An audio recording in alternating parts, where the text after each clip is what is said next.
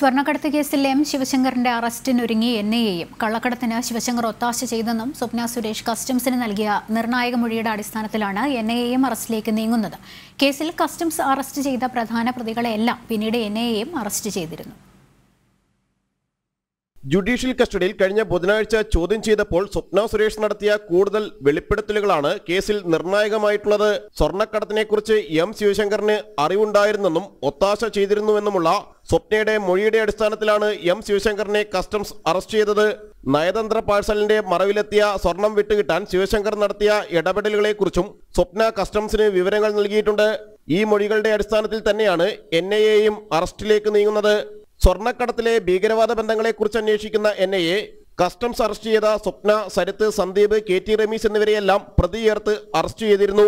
കേസിലെ ഉന്നത ബന്ധങ്ങളെക്കുറിച്ച് വ്യക്തമായ വിവരങ്ങൾ നൽകാൻ കഴിയുന്ന പ്രധാന കണ്ണിയായാണ് മുഖ്യമന്ത്രിയുടെ മുൻ പ്രിൻസിപ്പൽ സെക്രട്ടറി എം ശിവശങ്കറിനെ അന്വേഷണ ഏജൻസികൾ കണ്ടിട്ടുള്ളത്.